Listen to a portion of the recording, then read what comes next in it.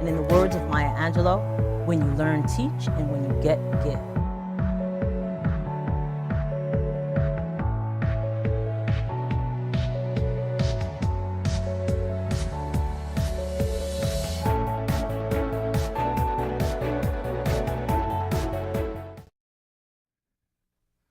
Welcome to Conversations with Verdel Jones. I'm your host, Verdel Jones.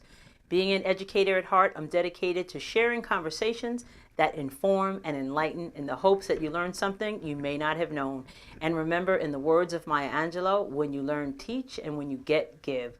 We are so excited that you joined us this evening. We have an awesome show planned for you. 3 dynamic women are going to be in studio, and I'm going to have the opportunity to chat with them about a lot of different things.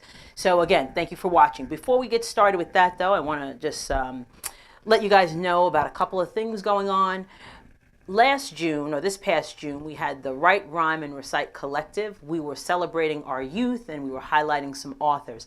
We're doing it again next year. So I just want to keep everybody in the, let everybody know that on June 9th, we are having our event again.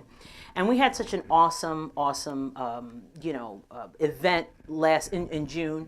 We gave away $3,250 to 3 students for our Poetry Slam contest. So we're having the Poetry Slam contest again, and I would love to give more money to our students. So if anybody is interested in supporting our event or partnering with us for our event, you know how to reach me. My contact information was at the opening, and also on my Facebook page and Verdel Jones Facebook page, Deli Teach, DELITEACH page, so you can check that out. And you can also go to our website with all the information about the Rhyme, Write, and Recite Collective. Applications for students for the Poetry Slam Scholarship, that is for 12th graders. I'll probably have those out in January for the event in June. So just wanted to let everybody know, save the date, June 9th, 2019, Write, Rhyme, and Recite Collective. We're going to have authors also, so if there's any authors that might be interested in participating, you get to share the information of your book and also sell your book as well. So I just wanted to keep you in the loop with that, because we are very excited and we want to give away some more money to students. The other thing I wanted to talk about was we're continuing our Women in Politics series. I was actually just at the school where I teach, or where I work, and there was a debate going on with Luba Gretchen Shirley and Peter King.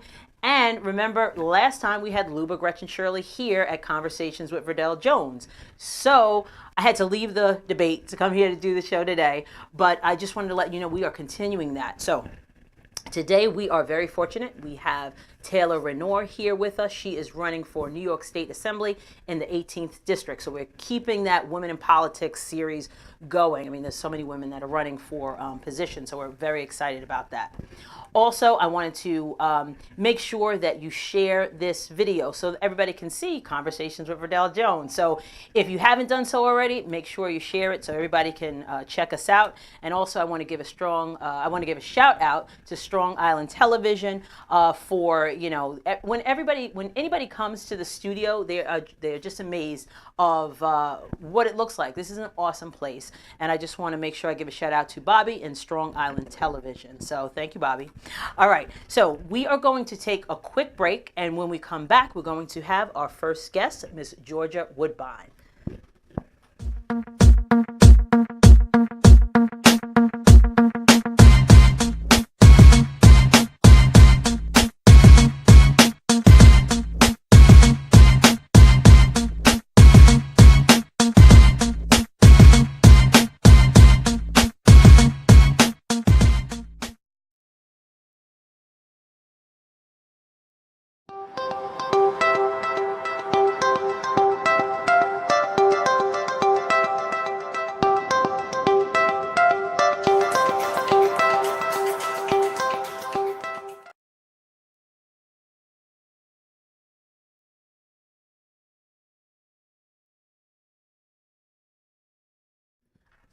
Okay, welcome back. As you can see, I have my first guest, Miss Georgia Woodbine. She's a change agent, an author, speaker, lifestyle transformation coach, and she has been featured on numerous media outlets such as the Daily News, Huffington Post, Rolling Out Magazine, Sirius XM Radio. So you've been getting around. She's one of the world's leading authorities in personal and professional development and has authored several books, which we're going to talk about her newest book. And she's lectured at numerous organizations, colleges, and universities. She has over 15 years of entrepreneurial business success as well as extensive marketing background working in the entertainment industry. As a lifestyle coach, she has trained and coached hundreds of entrepreneurs. So we want to welcome you to Conversations with Verdel Jones. Thanks for having me. I'm so glad to be here. Yeah, and we're happy to have you. So today what we wanted to kind of focus on was we have what we're doing on Conversations with Verdel Jones is splitting our show up into segments. So my tagline is share, inform, enlighten. So you're sharing, and what we want to do is highlight people to share their journeys of success, their journeys of overcoming, whatever it might be, right, and how they actually turn that into profit. Exactly. You know. Exactly. So we're going to be talking about creating the life you want. So what led you to be an entrepreneur? You've been doing this for over 15 years. Yes. Wow. You know, sometimes you look back and you're like, oh my gosh, I can't believe how much time has gone by. But you know, it's a great journey. You know what I mean? And one of the things that I teach as a change agent is to stay focused on what it is that you want, right, and to follow your heart. Follow your heart wisely with a plan and an exit strategy. Just in case. So, you know, what led me to do what I do is really going through the motions, trying to figure out what are my passions, what are my gifts, what are my talents, what are my natural abilities, what do I love to do, what makes me happy, what makes me feel good.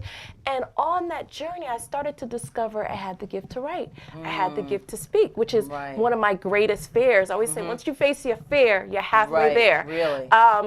So you were afraid to speak? Yeah, okay. I was like shy. Public speaking, I should say. Right. You know, I didn't really like speaking in front of people, and you know that feeling you get when you see a large group. Right. So that wasn't something. But the thing is, as I began to tap into my gifts, I didn't even know I had the gift to speak. So that's what I'm talking about. Underlying gifts that you have that you have not even tapped into. Absolutely, and that's so true because you can tell if you're speaking about a topic that you're not really passionate about, right, or you're not sure of, right, you do get that nervousness. But when you speak on something that it's in your heart and you're passionate about it, it just flows. Exactly. And I always say, I don't teach what I don't know, and I don't lead where I don't go. Right. So everything that I do, everything that I'm about, everything that I'm attached to is about me living my journey and sharing my experiences and my obstacles as well as my successes. Right.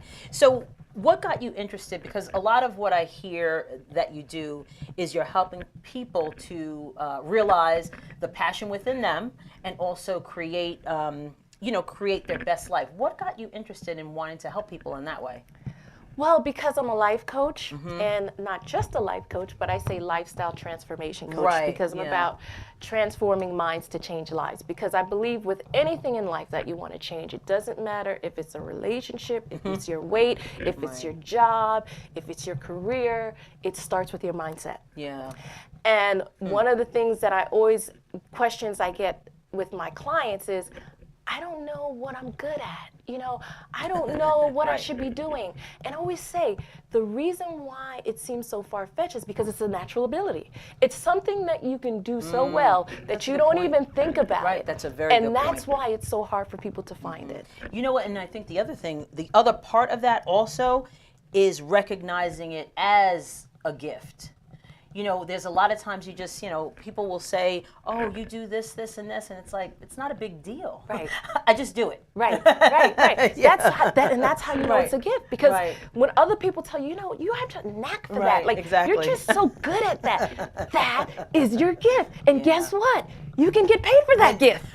and that's right. And that's, to me, is one of the greatest challenges because I like to do X, Y, and Z, whatever it might be. Right. How am I going to get paid for that? Right. And I think it takes help for people to guide you to be able to kind of get help, the help that you need to figure it out. Exactly, Yeah, and to yeah, laser yeah. in. And I always say one of the biggest things, especially when the first step is to find your passion. Yeah. That you got to start there first. So once you find your passion, you know what you love to do, you know what you like to do, you know what gives you that zest for life, Right. you know that thing that just makes you want to jump out of bed in the morning. Right. Then you can start to figure out, okay, these are the things that I'm good at. Okay, what are some of the skill sets that I had that maybe I've learned over jobs, or what are some of the things that I've went to school for? Like you connect the dots. You start to pull all those pieces together, and then once you pull them all together, then you figure out, what problem can I solve for someone? And that's when you get paid for it. Exactly. And that's the thing. It's when you get. That's right. I totally agree with that. So you have written, and we're going to talk about your your Masterclass in a second. Yes. You have written several books, and I saw there was one. You have 2 books here. We have 2 books here, so we're going to be talking about Total BS. This is your newest book, right? Yes. And then we have Minute of Motivation, Just When You Need It. But I also saw you had a book that was talking about. I think relationships or something like a guide for women or something like that. Was that how to attract the right man into your life? No more settling, ladies. Right. No more settling. That one caught my attention. I was like, okay, all right, okay. But let's talk about your new book, Total BS. Now, from what I gathered, because I did not get to read it yet, but from what I gathered, you had a journey with fibroids. Yes. And is that part of why did you decide to write this book, and how does it relate to your journey with that? Well, when I talk about like even before the fibroids, it was like me being at a job that I was like totally stressed out at. Right. And I always tell people that if you're in a situation where you're not happy, it can affect your physical health. Right. And so that's why you have to pay attention to things that's going on around you and saying, is this really affecting the way that I feel? Right. And then start making decisions based off there. But the fibroids was an issue I was dealing with for a long period of time. Right. And my doctors kept saying, you need to do the surgery, you need to do the surgery. But you know what? Everybody fears like going under the knife, right? Of course, it's scary. It's like, oh, am I gonna wake up? Right. So, it was something that, my doctors over time, it was like a pacifier. You need to get the surgery. And then I remember one day I was downtown meeting some friends at a networking event, and I just passed out. Oh my goodness. I just passed out, fainted. And it was because of the fibroids. Wow. But I had to have that wake-up call to say, you know what, I need to go ahead and do the surgery. Right. And sometimes our backs are against the wall before we actually make that decision and make that choice. Right. And once I got on the journey of my health, then it started opening up so many other things. It's like, wow. Exactly. And meditation is something that I've done for many, many years. I've been doing meditation for over 10 years. Oh, wow. And I always tell people, like, meditation is something that's really kept me balanced, has kept me focused, has given me clarity, has given me vision and ideas. That's and what everybody says. that's how I was able to do all of the things that I do. So in the essence of time, because we have some other things that we want to get to. Yes. So we're going to talk about your masterclass, but where can people buy your book? It's called Total BS, and the BS stands for Body and Soul. Let's not get it mixed up. That's right. People. So where can people get your book? And then I want to talk briefly about your masterclass, because I think that's important. Okay, definitely. Yes. So Total BS, they can get it from my website, www.georgiawoodbine.com. They can also get it from Amazon, and they can Google it in other places as well. And let's talk about your masterclass. Yes, the masterclass. Okay. How to turn your passion into profits. And that's the question that everybody has, right? That's the $1 million question. And that's exactly what we were talking about. Yep. Absolutely. So one of the things is, because I'm a speaker and I've been doing so many seminars and workshops and talks, I always wonder, people are so gung-ho when I'm there, because I'm there to motivate, and I do that, but I always wonder, is it registering the things that I'm saying? Okay. Are these people going to actually put it in action? Put it in action. Okay. So I came up with doing this masterclass so that it's a way for me to hold people personally accountable.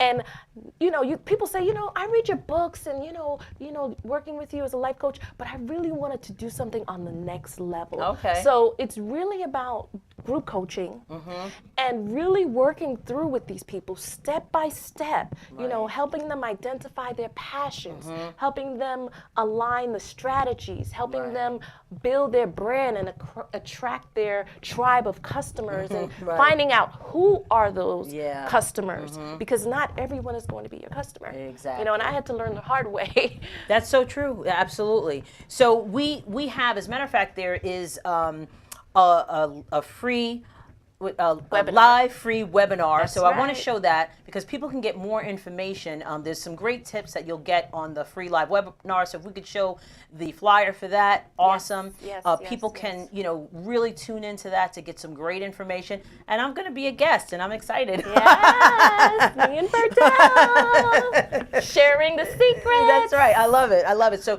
you guys can tune into that. I also want to put up Georgia's contact information because she also provides all the services that we were talking about, the life coaching, the speaking, the motivation, and really helping people live and create their best life. So I want to make sure that we have Georgia's contact information up there, and we'll share with everybody so they can reach out to you. Absolutely, absolutely. Because I think it's important. I think it's important for course. people to, we can't do it on our own sometimes. Right. You know? Right. You know what? This is a crucial time for people. Right. You know, people want change. Yeah. People want shift. People want more. Yeah.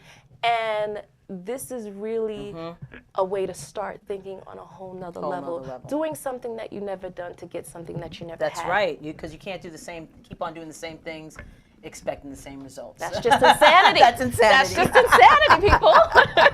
So, Georgia, I want to thank you so much for being a guest. For having so me. happy to finally meet you face to face. Absolutely, And thank you so much. So what we're going to do now is we're going to take a quick break, and when we come back, we are going to bring on Taylor Raynor. Thanks so much for coming. Thanks for having me. All right. Looking for a way to promote yourself or business? Do you need a quick and easy way for your clients or audience to see what you're about? Myanmar Productions is the solution to your promotional needs. A video on a landing page can help increase conversions by 80% or more. And marketers who use video grow revenue 49% faster than non-video users. With our personal attention to detail, we will create a video that will help you promote yourself or business professionally and attract the attention of potential customers. 64% of consumers make a purchase after watching branded social videos, and an initial email with the video receives an increased click-through rate by 96%. We create videos for business owners,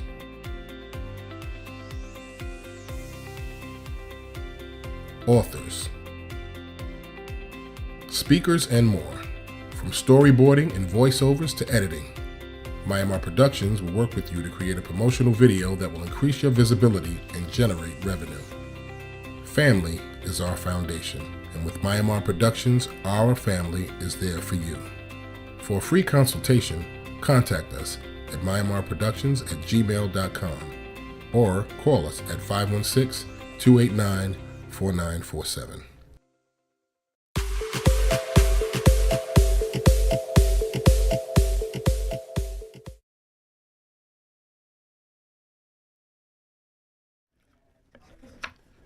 Welcome back to Conversations with Verdel Jones. As you see, we have Miss Taylor Raynor here. She is running for the New York State Assembly in the 18th District. So this segment is called Inform, and what we want to do is bring in community leaders, advocates, and those who make a difference in our community. Thank you. So I want to thank you for coming. I'm going to give a little bit of information about you. So you were born in Brooklyn. Yes. And you later moved to Uniondale, New York. Hempstead, New York. Oh, Hempstead, New York. Okay. But raised in Uniondale School Raised District. raised in Uniondale School District. Okay, so you're from Hempstead. Yes. Ah, okay. The best of both worlds. The best, right. So her love of and I worked in Baldwin. Oh, love Yeah, that. I did. I love Baldwin too. So her love of leadership and serving her community was sparked as a student when she was in Uniondale High School. She served as the voice of Uniondale and president of several clubs, including Student Government Association. Graduated at 16 Yes. from high school, and she attended Spelman College. Spelman. Yep. And you graduated at 19 with honors from Spelman College, and you earned your master's degree in industrial organizational psychology, at Hofstra University, and entered the high-stakes world of business consulting. And this I thought was interesting. You were also a nationally ranked chess player. Yes.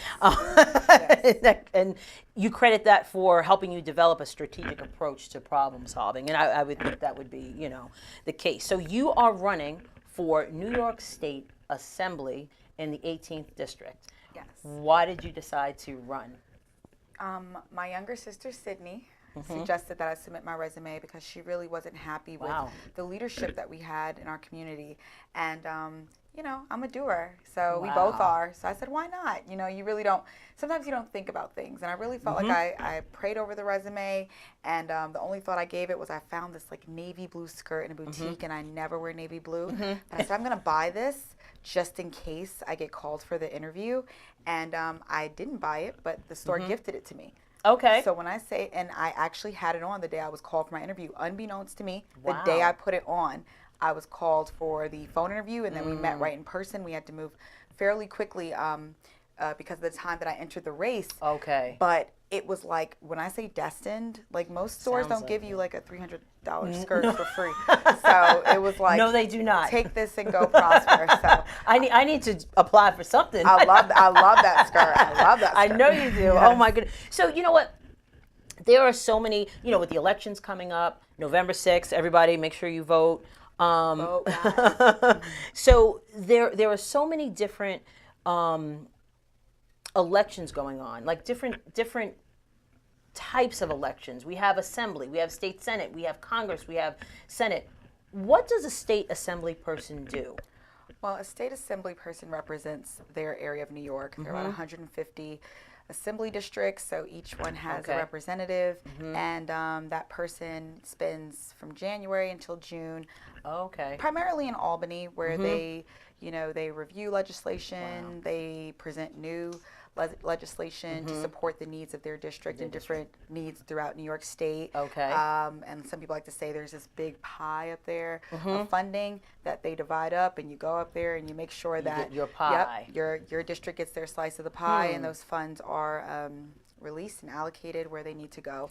Okay, that's interesting because, like I said, you have state senate, and when I was a kid, I was like, well, what's the difference between that and a senator? But each state has their own legislative branch, and I guess assembly is part of that legislative. The New York, Got it. New York, okay. So assembly in the state, we're like checks and balances. Checks and balances of each other. We work with the governor, so it's the three of us. Okay. So is this? If we could just show the district that Taylor is running in, it's kind of. I tried to find a map that kind of reflected it, and I think that kind of shows it a little bit. But what is the area? What are the towns that you kind of represent? That looks like abstract art. It looks like Rorschach. Okay, I know. So we have Freeport, Hempstead, Uniondale, Roosevelt. That's like the bulk, and then we have parts of Baldwin, East Meadow, Merrick, Lakeview, West Hempstead. That's a big district. 9 houses in Garden City. Yeah. Really? Yeah. Oh, that's interesting. Yeah, I know. 9 whole houses. 9 whole houses. Yep. So is this, and this is another question that I always had, is it a full-time, I mean, it sounds like it because you're there from January to... Until June. So is this a full-time job? And I would imagine you would have to put your career on hold to do this. How does that work? So my career is service to others. Like I know that I was born to serve. I was listening to Miss Georgia earlier, and when you find your gift, my gift is encouragement, inspiration, efficiency, driving results, and serving others. It's just when I feel most complete, I'm energized from it. So this is a part of my career. It wasn't necessarily on the path. Right. But it definitely is the largest component of what I want to devote my life to. So I feel like with this position, not being in the position yet, it's like most positions. It's whatever you make of it. So if you are supposed to be dividing your time between Albany and your district and making sure that your district's needs are met and their voice is heard, Yeah, especially with the fact that my district has been so underserved for decades. This is a full-time job. This is definitely a full-time job. Got it. Okay. We need a lot of love and support, working concurrently with hitting results and fast. Yeah, right. And it needs to happen quickly. Fast, Right. exactly. So your platform is Excellence for the 18th. Yes. So what does that look like? And what I know, because I went to your website, I did my research. Yeah. So I saw all of the excellence in how does that play itself out and what you want to see for your district? Well, I really just focused on what my parents applied to my life. And regardless of money or opportunity or anything, everything from washing the dishes to our homework to our projects, they really instilled that standard of excellence in everything that we did. There was no slacking. There was no, there was accountability and someone really taking pride in helping you along the way. So to look at the district and all that it needs right now, I said we need that standard of excellence. I need to make sure that every single person in my community understands that they deserve the best. One, we're paying for it. These taxes are astronomical. Right. So we are paying for excellence. I should walk outside and see an excellent bird next to an excellent tree, next to an excellent smooth street, and send my children to excellent schools where we have an excellent supermarket. I just want to see excellence everywhere.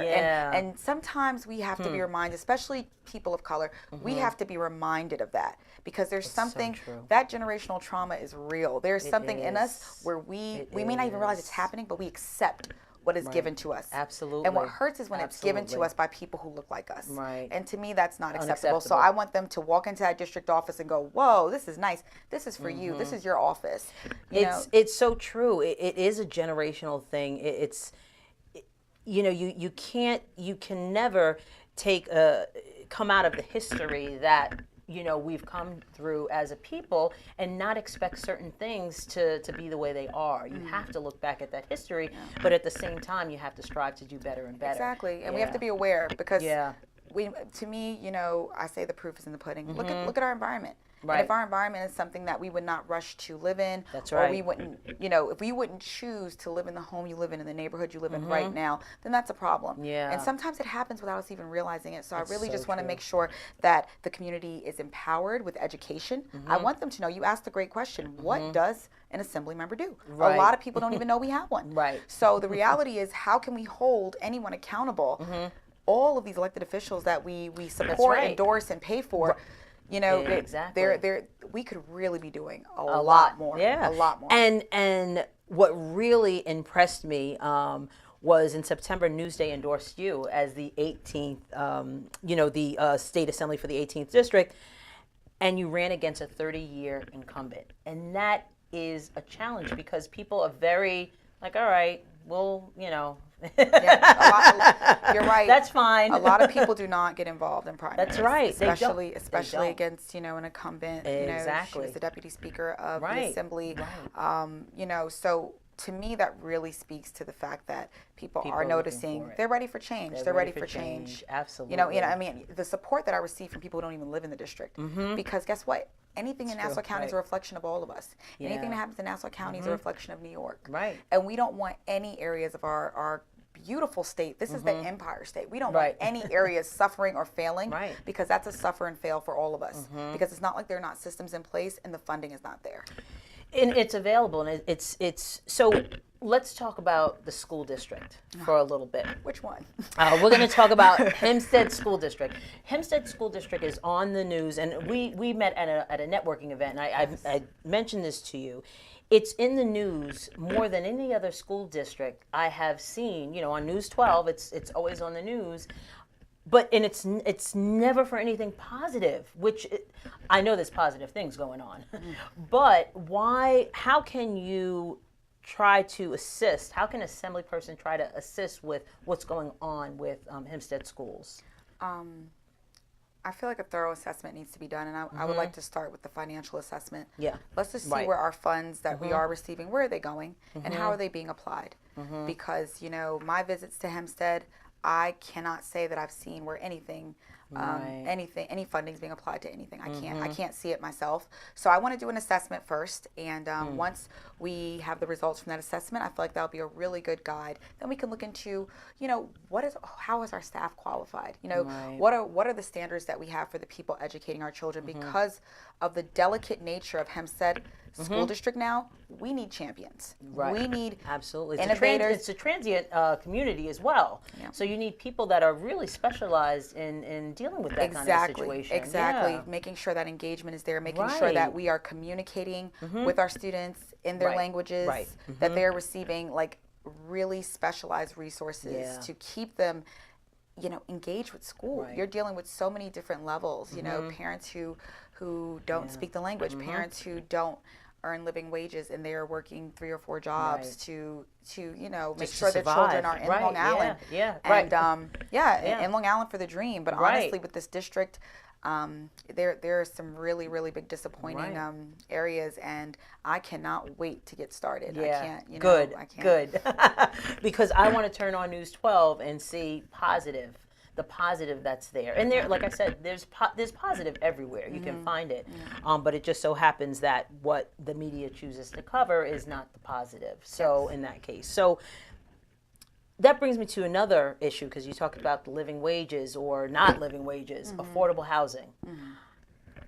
How, and we went to a Meet the Candidate night in our civic association, and this was one of the things that every single person was talking about. It was actually Tuesday night. People are leaving Long Island. They cannot afford to stay here. The older people are leaving. The younger people are leaving.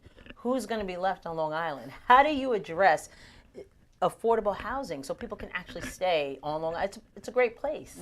How do we keep people here? Yeah, that's a conversation that we have to approach from a bunch of different angles. Yes. I really feel like we really need to have some serious talks amongst our elected officials once the dust settles, and really think about some incentive ideas and different things that we can do a lot more aggressively to make sure that people do stay here in Long Island. It's a wonderful place to live. It's a wonderful place to raise your children. But the reality is, no one wants to just survive. It's time we start thriving. It really is. So it's going to take a lot of creativity. And again, I think everything starts with an assessment.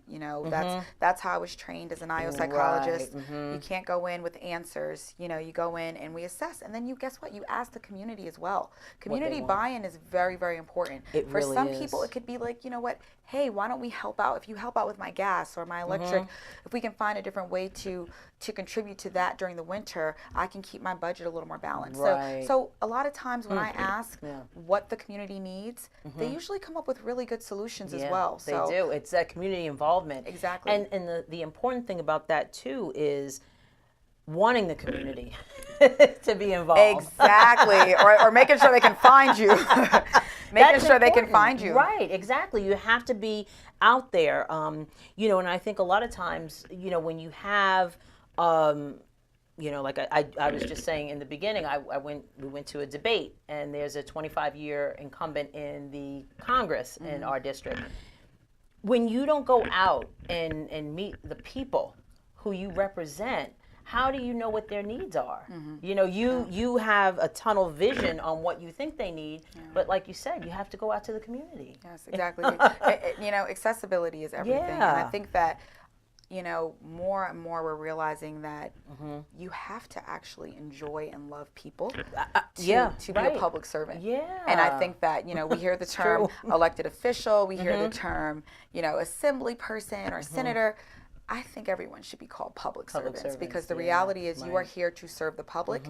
They are paying your salary. They're taking care of your benefits. You would not walk up to the CEO of a company that you worked for and just, ignore them or not be available. And that's how we have to treat everyone in our community, like little CEOs. Treat them like CEOs, And no, we cannot make everyone happy. But I feel like people will appreciate the effort. They'll appreciate the fact that they know your office is open during these hours. They can come to you. They can reach you via email, that their issue is going to be handled until they say it's been resolved. They'll appreciate that. And my district has not seen that consistently, at least not from the assembly representative, in a long time. So I am really excited. So when you win, Thank you. What are the first couple of things that you want to accomplish? Okay, so right now I'm having community action meetings throughout the district so that each area, and I put them in alphabetical order to be fair and just. Okay. Each area is able to identify 3 issues that they'd like to address in the next 2 years. Okay. So that, when I'm asked, or as my team and I were working on strategies, I'm not like, wait, what does Baldwin need help with? Right. I'm using this time that I'm still in the district to really to gather all that information. Okay. So each area will have its own, its own needs and its own list of things that they'd like to address. But the first thing in my mind right now is really buses for Hempstead students that really meet the needs of the district. Right now, their mileage requirements are so vast that I don't believe any children in grades 9 through 12 who attend Hempstead High School actually have a bus. So they are walking through inclement weather. Roads, busy roads, highways. Yes, right at the highway. At Right. the highway, the weather, they're usually not dressed appropriately.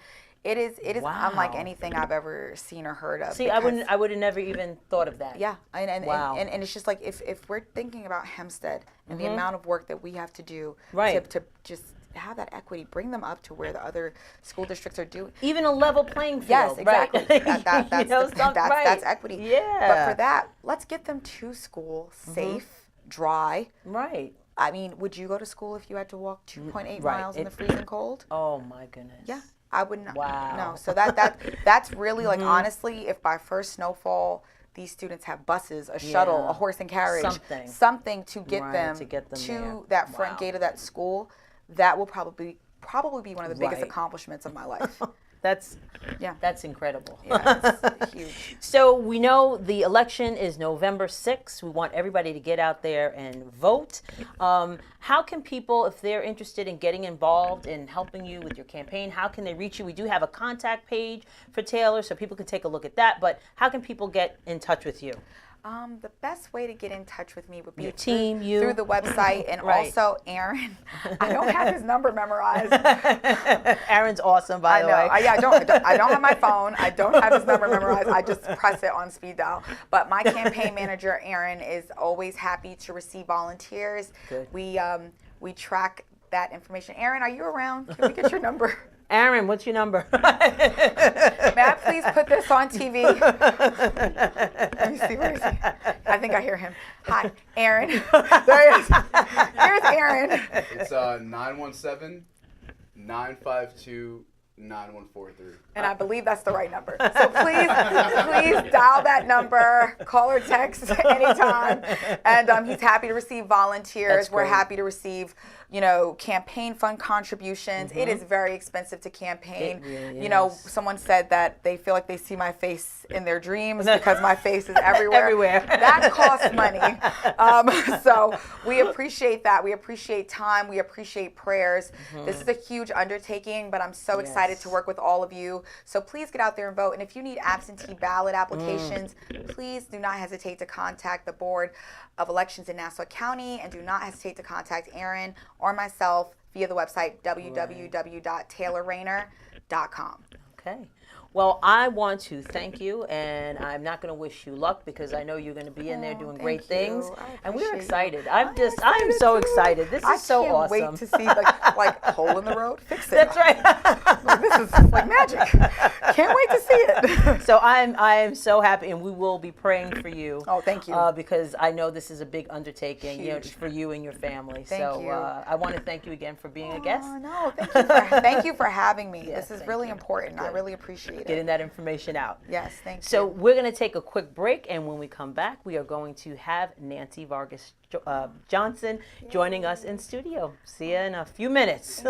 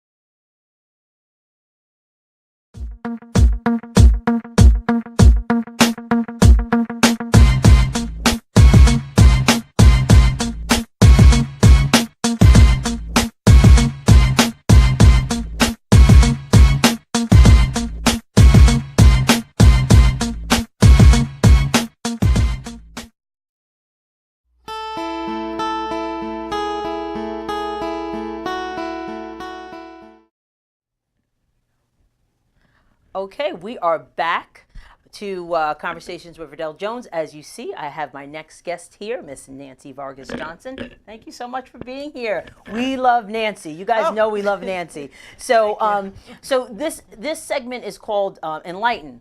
And being an educator, I like to bring topics to you that raise your awareness and knowledge. I want you guys to learn something, something that you may not have known. I say that in the beginning of every one of my shows because I think it's important for us to get some knowledge.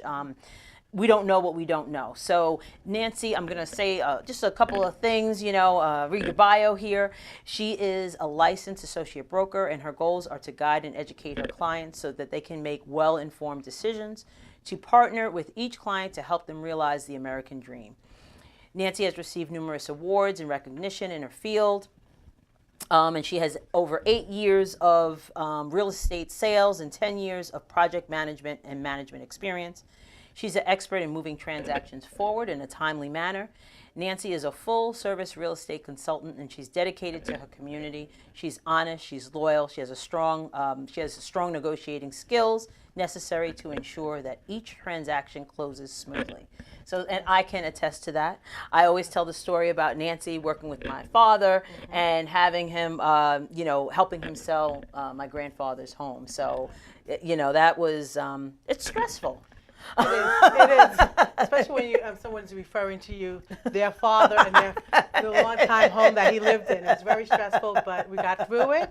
Right. And I always see what I do every day. I'm very grateful to, help my friends, families, through a certain journey and the goal to sell their home. I mean, it's so important.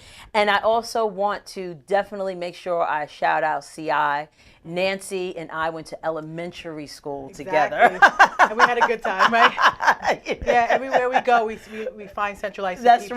That's right. Doing great things. Yes. I mean, we are awesome. We are.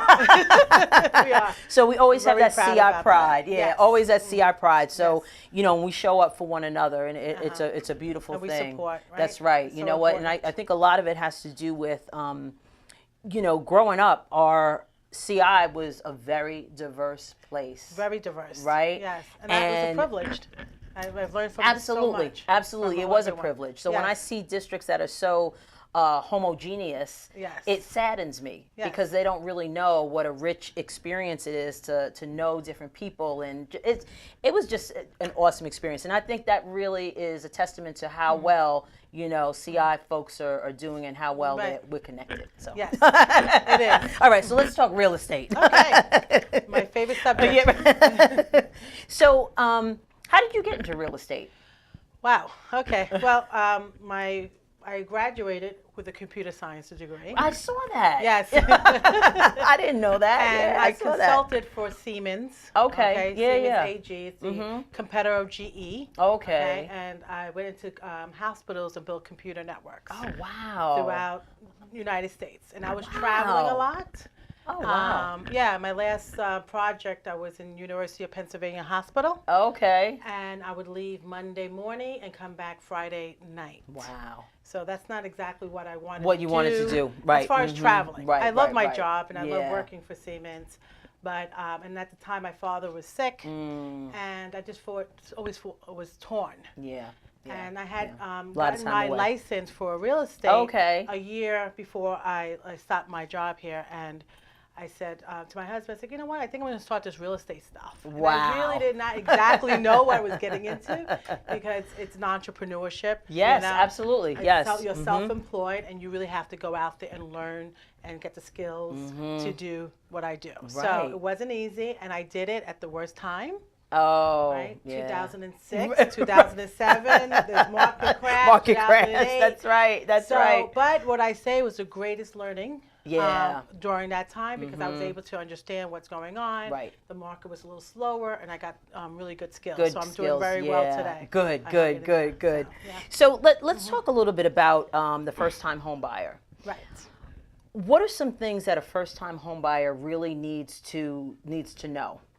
Well, the first thing I tell everyone before you go out and try to purchase a home, and I do a lot of first-time home buyers, of course, Long Island. I partner with not-for-profits across okay. Long Island, Okay. and I do a lot of training on first-time home buyers. Actually, that's my Okay. niche. That's what I love to do. Okay. Because it's nothing like meeting a young couple, a young person, Right. or just maybe a single woman, Right. or just trying to purchase a home. And Right. the first thing that you need to get your financial house in order, right? So, yeah, and so you want to sit down with a loan officer, a lender, to really assess where you are. Right. Okay, so if you do have to do some work, then you're doing that work. Right. Right. And then once you're qualified to purchase a home, then you have a budget, and that's when you come to me. Okay. So I always tell people, a lot of people come to me and they say, "Oh, I want to buy a house," and I'm like, "Well, did you get pre-approved?" Right. Which is very important. Very important. For to get through a lender.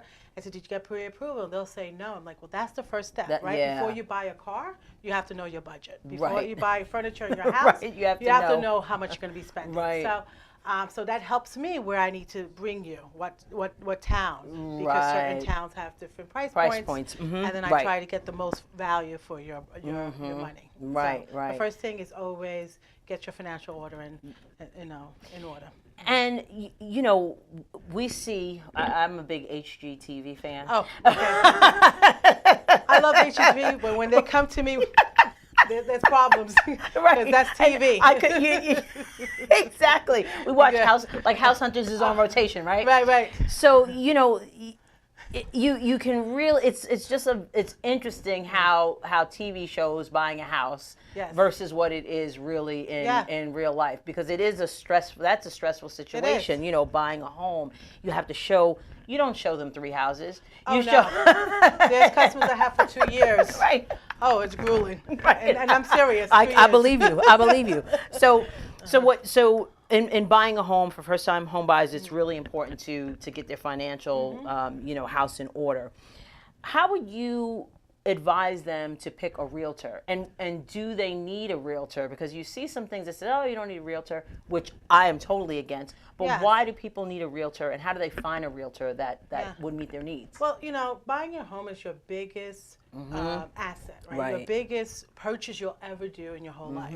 So would you go, if you were in trouble, with the law, or you need to be represented, would you go into court and not have that representation? Right. So that's the same thing here. To have a realtor on your side, Right. this is what I do every day, Yeah. day and night. You've seen it all. Right, and so I see things that you do not see. Right. Okay, right, I'm going to right. be able to advise you on things that you would not even think about. Right. So it's really important to engage a professional. Right. And someone that you trust. And just to let you know that in Long Island, and we're including Suffolk County, Nassau County, and in Queens, we have Okay. over 23,000 realtors on Long Island. 23,000. 23,000. Wow. So I tell people, I said, well, 23,000, but know that only really the top 10% make it their living. Okay. So you have a lot of part-timers. Yeah, a lot of part-timers. So right. you have people that are bartending at night and showing houses in the morning. You Right. have teachers doing Yep. it during the summertime. Right. So when you engage in a realtor, you want an expert. You want someone that's in the field day and night, doing Good it all point. the time, because this is my livelihood. Yeah, this is Okay, right. so I'm going to training, I'm going Right. to seminars, I'm making it my business right. to know everything. Right. I'm not just right. trying This to is your get a business. check. Right. That's different, exactly. right? That's a great point. That's a great point. So really it's just about, we're all over the internet. So when you meet someone, you can go and research what they do, and then you can just okay. simply ask them how do they go Right. about doing it, how many hours a week do they work, is this their only job, and you could do that. Good. But I like those. yeah, so great tips. Yeah, so Really you can great definitely tips. engage in someone just by asking those questions. By asking those Yeah. questions. I like that. So let's talk about selling a house. Okay. I want to ask you first about what are some things people can do before they sell their home? Okay. Yeah. So, the first thing that you always want to do, you want to clean that house. Right. And I say that because I go into certain Right. houses Right. they have pets or they smoke or they just simply don't really clean. So get a professional cleaner, or if you know, or just really take the time to clean everything. You know, yesterday I was at a listing appointment, and I'm funny because I walk in, I see everything. When I go visit you just as a friendly visit, I'm not looking, but as a professional, I'm looking for. I gotta watch her. I know, exactly. I walk in and I see everything. Right, and because so, you're using your professional eye to assess what's going on. Because certain buyers are picky. Right, you want to appeal to all buyers. Right. So, so that's what's important. And so yesterday I was walking in and they have this porch and I see all these cobwebs. Oh, you know? okay. And so that's the first impression. Because as the realtors open the door and the buyer is standing there, they're looking around to see what's around. So the front door is important, that impression. I had a house in Copeg, actually. I was on the buy side. And we walked up to this home and everything was just sparkling. The windows were clean. Right. And my buyers bought the house and the wife said to the husband, the seller, the seller's wife, the seller, the wife says to the husband, look, honey, see, you washed all the windows, and see, they bought the house anyway. I said, actually, the buyers bought because the windows were clean. Right. You know, and so it goes a long way. And that's just sweat equity. Right, So, exactly. you know, clean the house. No one wants to buy your dirt. No.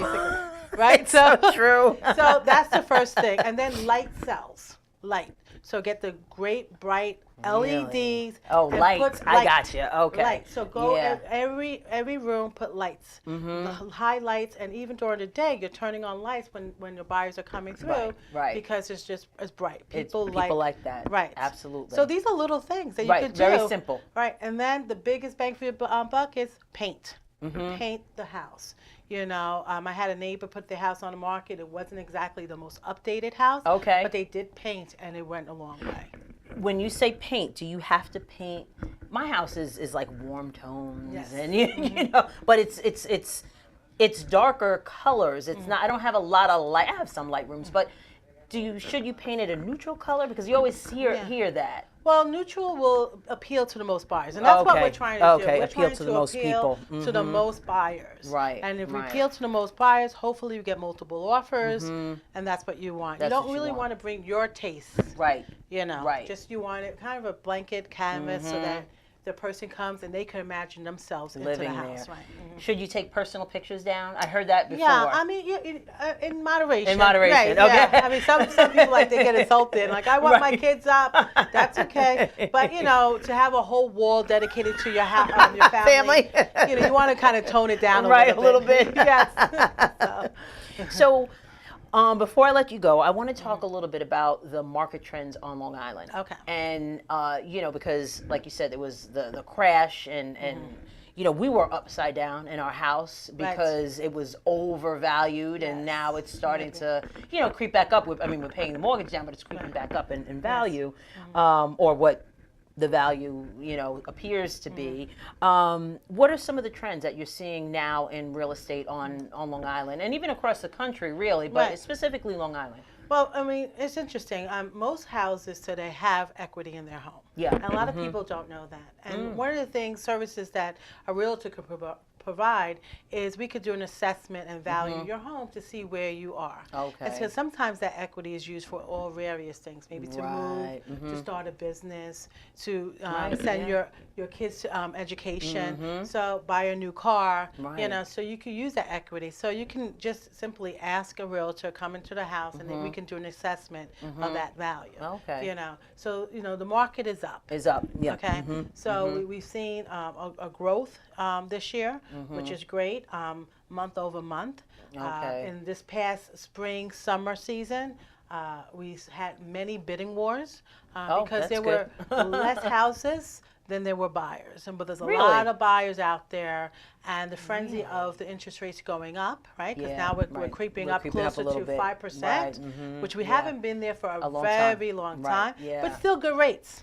Still Right, good right. rates, If you think right? about what Right, they could right. be.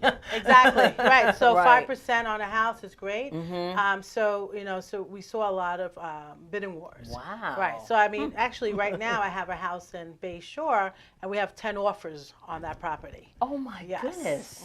Yes. That's exciting. It is. I love doing that. I love bidding wars. It's fun. So, yeah. So, but there are some markets, when the higher price markets, Right. that's a little slower. Little slow, right, So, okay. And the okay. anticipation is that moving into the winter months, and we do sell a lot of homes in the winter. You do? A lot Okay. of people take their house off the market in the winter, and that's a Yeah. mistake. You know, you want to keep it interesting. through the winter, because the last several winters were very busy for me. Oh, okay. So keep it on the market. Okay. You know, you have less competition. Less 'cause other competition, people that's are right. taking the house off the market. Exactly. And so now your house is there. But so we're going to start to normalize. Right, Where we have yes. a good, healthy mix of sellers and buyers. Right. And that's a good market to be in. So, Exactly. yes. So how can people reach out to you if they're buying or selling a home? Again, you know, from a personal standpoint, you know, my father was, you know, selling a home of his father was, you know, stressful, and Nancy was awesome in that process. So we have your contact information there Yes. for you. Just read your phone number where they can reach you. Yeah, my phone number is 631-891-8916. Okay. Well, I want to thank you so much for being a guest Well, and finally thank coming you. to the studio. Thank you I'm for so always excited to supporting have me. you. And thank I you for appreciate supporting it. me as well. I Yes. really, really appreciate Always. it. Yeah, Always. definitely. Yes, thank So you. I want to thank everyone for watching Conversations with Verdel Jones, and we will see you next time.